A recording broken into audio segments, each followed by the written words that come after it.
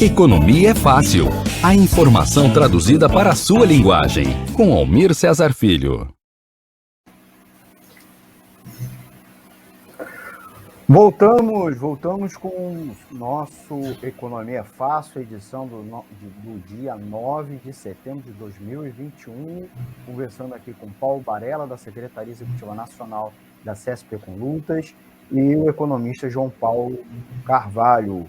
Nós estamos conversando sobre as votações da reforma administrativa e tributária esta semana na Câmara dos Deputados. Chamar o João Paulo para fazer uma pergunta aqui para o nosso amigo Paulo Barella. João.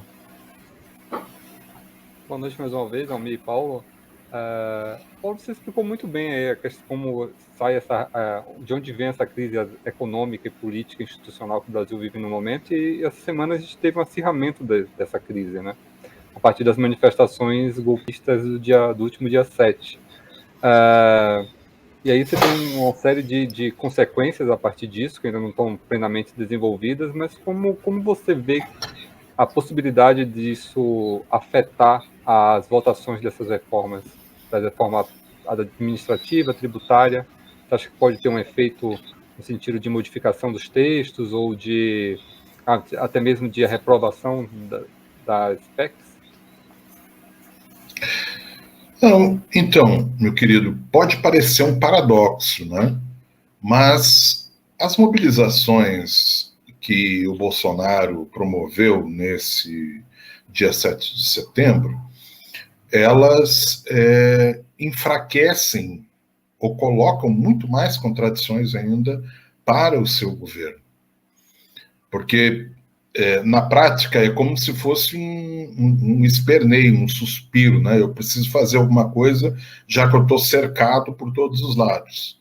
Os níveis de desaprovação do governo Bolsonaro ultrapassam 60% da população, pelo menos pelas pesquisas como elas são mostradas, né?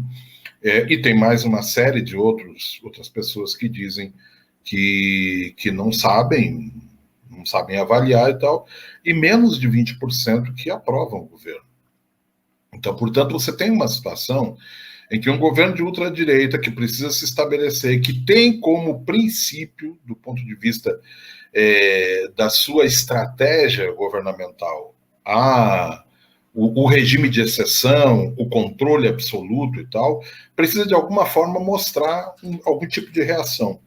O problema é que eles achavam que podiam botar 2 milhões em São Paulo, poderiam botar 1 milhão em Brasília, e, no entanto, apesar de massivas, e nós não estamos dizendo com isso que não foram massivas, botaram, 80, 100 mil em São Paulo, botaram 50 mil em Brasília, botaram 30 mil no Rio de Janeiro, e limitou-se por aí. O resto das capitais foram muito, muito menores, né? Então, o paradoxo é que, ao mesmo tempo que ele tentou demonstrar uma força para dar um sinal para as demais instituições, tipo o Congresso, mas especialmente ao STF, não teve êxito isso. Inclusive levou uma confusão danada entre os bolsonaristas, né? Esses setores ligados ao agronegócio, aí, das empresas de transporte, que são ligadas diretamente ao agronegócio, chamaram essa mobilização de caminhoneiros e foram desautorizadas agora pelo próprio presidente, né? Então, essa turma está batendo cabeça, não sabe o que faz nesse momento. Então, uma confusão estabelecida entre o próprio bolsonarismo, que é reflexo de toda essa crise. Nós nunca podemos deixar de registrar aqui, meus queridos companheiros, que nós tivemos 13 anos de governo de Frente Popular. E esse governo, com toda a expectativa que tinha por parte da classe trabalhadora que entendia como seu governo, os governos do PT, tanto de Lula quanto de Dilma, se frustraram a população. E Bolsonaro vamos dizer assim, é um produto dessa desilusão das massas, né?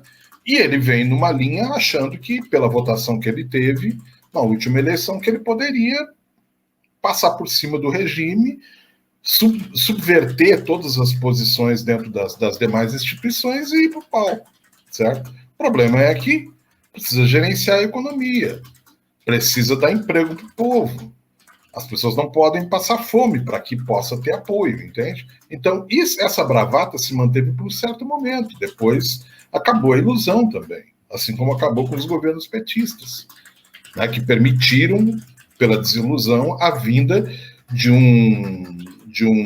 uma figura messiânica, quase messiânica, né, um salvador da pátria, que é um direitoso ligado ao fundamentalismo religioso, às milícias, né, a tudo que tem de podre na sociedade. Né? Então, isso vai trazer consequências, traz alguma consequência para os projetos que estão no Congresso Nacional. Mas nós temos que mediar isso também, porque os projetos que estão no Congresso Nacional, boa parte deles, na maior medida deles, encaminhados pelo Paulo Guedes, que é o ministro da Economia do Bolsonaro, são projetos de interesse da burguesia. E nós não podemos esquecer que nós temos um Congresso extremamente conservador, um Congresso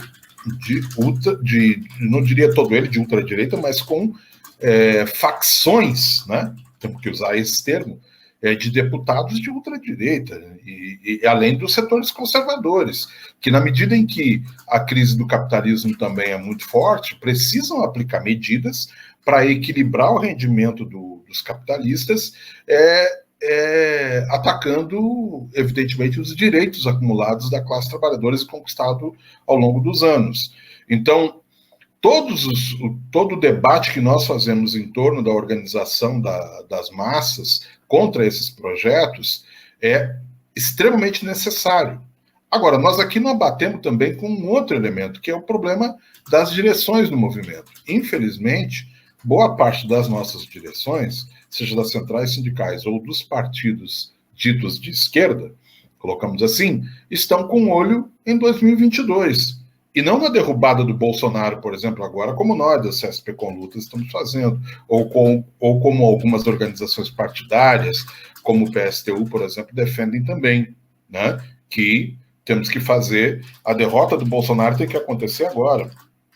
Porque enquanto esse cara estiver aí, primeiro, total ataque aos interesses da classe trabalhadora, mesmo que seja um governo que, do ponto de vista do seu funcionamento, da sua estrutura e tal, seja frágil, mas ele é um governo que está atendendo os interesses desses segmentos, entende? Como eu estava falando no início aí. Uma coisa é o governo estar fraco, estar frágil hoje. Outra coisa são os projetos que estão dentro do Congresso Nacional que interessam os setores burgueses empresariais, do agronegócio, dos bancos, das grandes empreiteiras e montadoras, né? Enfim, isso significa que não há uma facilitação, né, digamos assim, da derrota desses projetos, porque o Bolsonaro está com baixa popularidade ou que saiu desse 7 de setembro mais fragilizado. E saiu, sim, mais fragilizado. Tanto é que hoje lançou uma nota aí pedindo desculpas aí a Alexandre de Moraes, ao STF, a tudo e tal, né?